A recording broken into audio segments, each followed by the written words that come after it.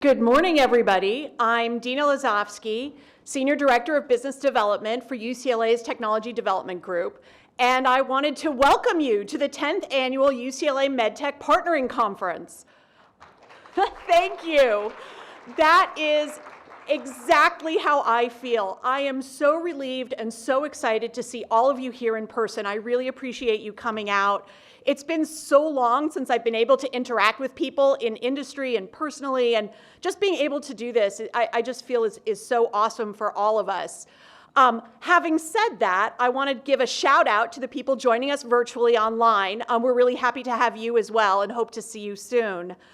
So, speaking of this being the 10th annual MedTech conference, we started out as a medical device conference, but because of all the wonderful innovation and inventiveness and creativity of all of you in our industry, over the years, we've had to expand. We've expanded into health IT, digital health, data, AI, and so we had to evolve as well as a conference, and so now we're the MedTech conference, and we're going to cover bits and pieces of all of those subsectors throughout the day. I also wanted to mention in terms of annual and repeating, this is the second annual LA MedTech Week, which is really celebrating all things MedTech, all things LA. And it's amazing to work with our partners. Paul Grand from MedTech Innovator and I started talking years ago about how we could make this a celebration that is ecosystem-wide. And then last year, we basically teamed up with Dave Whalen and the team at Bioscience LA and started working on this concept. I'm delighted to see that we're doing a second annual. We've expanded programming. There's programming throughout the rest of the week from a lot of partners from around the region. So definitely check out lamedtechweek.com, and we'll talk more about that later too. Of course, we couldn't do this at all without our amazing sponsors, some of whom have been sponsors for multiple years and have supported us many, many times. Thank you to our premium sponsor, Nixon Peabody. Harsh Parekh from Nixon Peabody will be monitoring an avoiding minefields in AI later this afternoon. Thank you so much to KPPB, who are sponsoring our demo track, enabling us to give out a prize for the winner for that. Thank you, of course, to our supporting sponsors, SMBC, Foley & Lardner, and Riverside Law. Thank you to our Bruin sponsors, Bioscience LA, UCLA CTSI, and Wilson Sonsini. And of course, a huge thank you for our community partners. Again, making this beyond a small, simple, focused conference, but ecosystem-wide, giving us depth and breadth. All of our partners, we really appreciate you as well. Thank you for joining us on this journey. So with that, we'll kick it off with our keynote on the digital health industry. We have Lisa Suennen, Managing Partner of Venture Valkyrie, and if you aren't following her yet, you really should be. Hello, can you hear me? Yes. Excellent. I'm so delighted to be here. I'm really sorry I'm not there in person. I'm so sad I'm not there in person. But I'm looking forward to speaking to y'all today, and my task is to talk about digital health, how we got here, where we're going a little bit. It's a brief survey of that. As you all know, I'm sure, if you've been involved in this field, nobody cared about digital health at all. Even 20 years ago, it's really since the advent of the iPhone and then Wi-Fi that digital health was becoming a thing, at least to those of us who like participating in this world. In 2010, it may surprise you to see that $300 million of venture capital made its way to all of the digital health companies in which there was an investment. That is the size of some of the rounds that are being done now. So it's a pretty paltry amount. And in parts, Wi-Fi wasn't even ubiquitous yet back in those days. About 75% of homes had it, and really less than half of hospitals. And until the iPhone or similar became ubiquitous or relatively ubiquitous, and the Wi-Fi became ubiquitous, it's really impractical to rely on digital technologies for core functions in the health system. But then again, there was COVID, the silver bullet that was miserable for lots of reasons and just continues to be, but for digital health was probably the best thing that ever happened to it. Suddenly everything had to be virtual. Investing grew by leaps and bounds with almost $30 million of venture investment going into digital health companies. If you compare that again to the 300 million that went in 2010, it's a pretty remarkable rise. And startups in digital health have flourished in every sector, not just in hospitals and payer side, but in pharma and MedTech. And FDA has become an ally, I think, of the digital health world, making it possible to differentiate and also to get some sense of trust in the products that are clinical. And the market was excited. Yay, it went from zero to hero. We had great exits. The IPO window was thrown open. You get a company like Livongo getting acquired for $18 million, or 18 billion, it should say, not million. Was incredible about 2 years ago or a year and a half ago. Digital health seemed to be well on its way, could do no wrong, valuations climbing, everybody piling in, including folks that didn't like healthcare, especially digital healthcare or health tech in many years before. So you see PE funds and firms and hedge funds, you see tech funds, you see all sorts of people starting to flock into the field, such as it was. But there were a few little details that were not really yet attended to and need to be attended to still. Many of the companies we love really don't have revenue that we would love if we were paying that much attention to it. Some of the companies getting credible valuations have not so incredible revenue streams and certainly no profit. And so that's been an interesting thing to watch as those things have separated from each other. The demand for proof and evidence that things work became very, very real. And thankfully so, in my opinion. People shouldn't be relying on healthcare technologies that haven't proven their value in some way or another. And most large companies on the payer side in particular have announced they're not covering things like digital therapeutics without a fairly large amount of approval or of clinical trial work and evidence. There's an expectation now that clinical claims made in the digital world are validated in much the same way, maybe not quite as extensively, but in much the same way that they are in the drug and device world. And that has caused some consternation, but I think will be an expectation forever. And that's one that also to expect on the entrepreneurial side. The other thing that happened is it was almost too easy to start companies, or it's become almost too easy to start companies.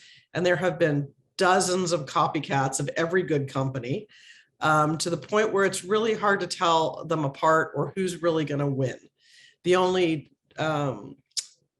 sort of way in which companies have been anointed the winner lately is by the amount of venture capital they raised, which frankly isn't a good reason to like a company. It's not proof that their product is better than another. It's just proof that they're good at selling to venture capitalists better than others. So if you look, for instance, into mental health, which got virtually no love before the pandemic, 5 billion of venture capital went into mental health in 2021 alone. Just that 1 year, $5 billion. And if you look at investments in digital health, like diabetes or cardiovascular, that was far less than what mental health alone was able to raise, mental health companies, which is really interesting if you think about it. I mean, considering that cardiovascular, for instance, is the number one killer of people. So it's worth thinking about this with a little bit of perspective. So what do we know now? Here we are in 2022, it should really say, coming out of 2021, digital health has a lot of potential. We know that. We know it has potential in every sector of healthcare. And consumers and physicians both like it, and pharma and medtech giants are getting behind it in a big way, putting lots of time and money on it. But the system is a little choked up in terms of volume of activity. And the whole method of distribution of digital health technologies or health tech products is still really fraught with unknowns and disconnects. It's really tough to get hospitals to buy your products. It takes a very long time. And once they do, if it takes if the physician is required to effectively recommend or prescribe it, there's a big disconnect there in how that gets done. And once it's recommended or prescribed, it's very difficult to get the patient to follow through on the download or whatever it takes for them to use the technology. So there's still a whole lot of stuff in the value chain that is not quite figured out for most companies. It's a little different on the administrative services side. That's a lot easier for organizations to integrate if they choose to. But getting an organization, whether it's a health system or a payer or a pharma, somebody to adopt large enterprise systems takes a really long time. There are some really huge opportunities, but the field is quite young and the proof is not there for many of these things as we discuss. And there's lots of data and lots of talk of data, but there is not a lot of evidence that anybody's used this data to great impact yet. We're starting to get there. There's a couple of companies that have created interesting business models around it, but true ROI has remained elusive. And I think the pressure on companies to start to demonstrate this is going to become higher and higher, particularly as all of these sums of money have been used out there to fund the companies. So what does it look like in 2002 going forward? What should we expect this year? Well, number one thing we should expect is a lot of companies to get acquired. We have already had in this year alone over 350 healthcare transactions in January and another 120 in February. Those are not all digital health, those are all healthcare, but that is a lot of momentum for M&A. And last year there were somewhere around 500 M&A deals, up massively, 2 to 3 times from what the year before. We should probably see 2 to 3 times that this year, because the companies with large amounts of money are acquiring the smaller companies that are really products in some cases and not companies worth of stuff. And it's becoming very clear that employers, for instance, are not that interested in purchasing 1 million niche products from 1 million companies. They want somebody to consolidate. And we're seeing the same thing from health systems, is that they don't want to wrangle 20 different companies for 20 different clinical services. They want somebody to come in and serve all of their remote patient monitoring needs or all of their care coordination needs to the extent possible. It's interesting because some of the big fish buying up the little fish are not the usual suspects. We've seen acquisitions in digital health from Best Buy, Walgreens, 23andMe this year or last year. We should see a lot more of these interesting strange bedfellows, I think, over the coming years. Many companies are finding their way into healthcare that dabbled around the edges or weren't there at all before, and are many companies that were traditionally in one sector are finding their way across sectors. Convergence of the sectors between pharma, MedTech, digital services, all of it is coming together in the center in a Venn diagram, which is an interesting thing to watch because so many of these are not familiar with the customs of the other sectors. So as they try these ideas on, some will work, some will not work, but we shall see lots of experimentation, in my opinion. This whole evolution from product to platform is very, very real. I think if you have a company today in digital health, if you're starting one anyway, that is very narrow in focus in a clinical area or in a regional area or in a very limited service that fits into a broader playing field, you have to be very careful about turning yourself into the little fish and overfunding yourself. Seeing a lot of this lately, companies that are funded with excess capital, considering that they're really products, not companies. And I urge entrepreneurs all the time to think hard about this. How do you not get too far out over your skis from an investment standpoint, from a commitment in hiring standpoint? So when you ultimately find that your best path to growth is to be acquired, there is a return to be made for the entrepreneur, especially, but also for the investors. We're seeing companies like 30 Madison and Amwell Ginger, all of these start picking off little products, additional brands that they can fit into their mix. They've built a channel, and it is going to be the fastest way for many of these companies to get volume and scale. And so you got to find that, got to really think about that as you're building a smaller company, whether you're a niche or you're a platform. Not everybody's a platform. So as we, walk into this new year, hopefully COVID is abating. We will know when we know, but the stock market has, pretty much cratered at the moment, and we are facing into war. And when the stock market closes, people start talking about bubbles. Are we in a bubble? Is digital health in a bubble and it's going to collapse and back up? But I will remind you that while we may be in a financing bubble or a valuation bubble, we're probably not in a does the world need digital health bubble. That's probably going to stay. If you think back to the last time we had a major bubble back in the internet, which was around 2000, 2001, there was a similar phenomenon where the stock market closed. There was a lot of consternation. There was a lot of companies that were acquired and merged, but it really emerged even stronger after that consolidation and grew and grew and grew. And I think we all know the Gartner hype cycle. It's kind of like that. So I think that's kind of what we're going to see as we see all of this consolidation, is stronger companies coming out of it with a bigger value proposition and hopefully a renewed focus on financial fundamentals and on proving the value proposition that they've offered to their customers.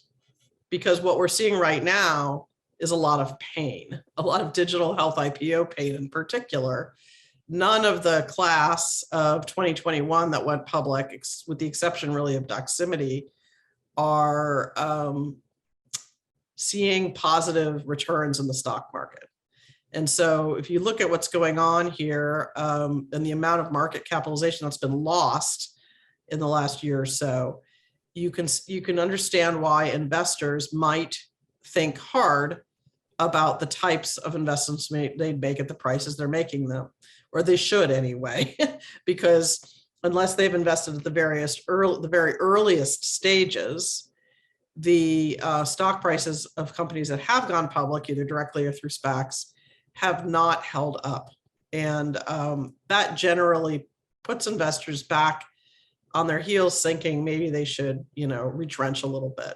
So we shall see if that happens. I've got a bet with another VC right now about what we think the numbers will look like next year on the investment front, although both of us think they'll be down, just to varying degrees. Nevertheless, the hiccup is the hiccup. And I think there's a lot of challenges still in digital health that have not yet been solved, and that the right people with the right solutions will solve. And these are some of them, not even I'm sure a full list, but getting patients, into virtual care was great. Getting them into care that is multi-site and virtual, multimodal is going to be more important, because you cannot do an ultrasound or a pap smear via telemedicine, I'm afraid to say. Digital therapeutics are promising. There's some companies that have demonstrated great potential efficacy in small amounts, but payers aren't bought in yet. And so demonstrating that they can really make a difference, not just in patient side, but in the physician workflow and how they get into that, is going to be really important. We've got issues around health equity and data privacy and security. There's a constant war for data and who owns it and who can monopolize it, who can use it. And frankly, that's not even that important when you compare it to the importance of getting the artificial intelligence that lays on top of that data correct. There's been incredible bias in the data that, in the algorithms that have been created. They generally aren't based on diverse populations of information. They often are overfit to the outcome. And so many of the solutions we've seen that are AI or ML based are okay, but not there yet, not ready yet for prime time. And so figuring out new and better ways to keep that fresh and good is important. MedTech and pharma, really coming on board to digital health, but the number one question they still ask me anyway is, where's the intellectual property? Where's the IP? And frankly, in this world, there's very little IP that's of value. And so they're getting comfortable with that, and they're not there yet. And so helping, pharma and medtech figure out ways to differentiate without relying on traditional IP is going to be an important methodology to discover. And figuring out how you continue to grow digital health products in a fee-for-service world when they mostly are designed for value-based worlds, which we are yet to experience in full glory, continues to be a challenge. So all of these things having been said, there hasn't been a lot of evidence yet that digital health products contribute to lower costs. And that, after all, is what most of the buyers are looking to figure out. How do they lower their costs? Or in the case of provider organizations generally, or medtech companies, how do they increase their revenue? And so I think those are going to be the focal areas as these buyers get more sophisticated. So the opportunities on the left, the challenges on the right, capitalizing on the M&A and getting deals done, which is going to make it, the valuations that have been out there, going to make it really hard because people are not going to want to take prices lower than their last valuation. And, the buyers are not going to want to pay those valuations that value little companies at multiples of revenue, multiples of hope that they've been offered. Digital therapeutics and digital diagnostics are really hot, but reimbursement is not followed yet. Virtual first care, especially in the subspecialties, is really interesting, and the ability to provide better services to people that are more targeted is essential. But on the other hand, we're kind of creating a world of disaggregation that ultimately will be less convenient for patients who have more than one thing to think about. And that isn't effective. So we got to figure out how to balance that specialization and convenience.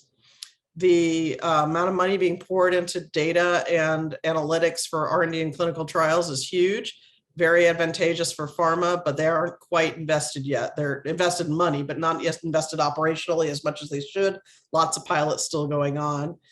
Same thing with medical grade sensors, really hard to get health systems to adopt them. They're not totally in line with their business model mostly. And so figuring out ways to monetize these without adding cost to the system is going to be the long-term challenge. So companies can hopefully rise to that challenge. I'm seeing a lot of effort around fintech and the intersection with healthcare to help consumers manage the cost of care for themselves. I think there's huge promise there, but they're small companies so far, and they haven't got the brand and the trust that things like MasterCard have. So we got to find ways to make consumers comfortable with these, and also to think about how to reduce the sales cycle of products to the large buyers, whether it's payers and providers, pharma and MedTech. The sales cycles are so long that it's very hard for companies to overcome them without spending inordinate amounts of capital. We are also trying to figure out the model of healthcare at home. Very much an area of growth, especially during the pandemic, but still a lot of questions about how you do it safely and effectively. If somebody's home alone and doesn't live with people, how do you make sure they're safe? How do you make sure the care is feasible when they have questions? Certainly, doctors' offices aren't interested in doing tech support. So how do you make this work is an unlocked key. And lastly, I think the intersections of these companies and real life combinations, whether it's services, especially the services side with digital, is probably essential to making it work. But people get nervous around services. They feel they're hard to scale. Investors don't love them because they're not necessarily recurring business models. And so I think there's going to have to be some growing comfort with services. They are the sticky thing, not the tech. So digital health has got a lot of opportunities still ahead. We're way in the early stage, but we're probably in a reset mode for the moment. And it'll be interesting to watch and see who the strongest turn out to be, Charles Darwin style, whether the companies that ultimately survive and thrive are those that exist now or those that have yet to be found. But I think the next 5 years will probably be the inflection point for this, and it'll be fun to watch. Having watched it since the beginning, I am excited to see how it plays out. And I'm sure all of you are too. So thank you very much for your time. I really appreciate the opportunity to speak to you at UCLA today. And again, I'm sorry I'm not there in person, but next time.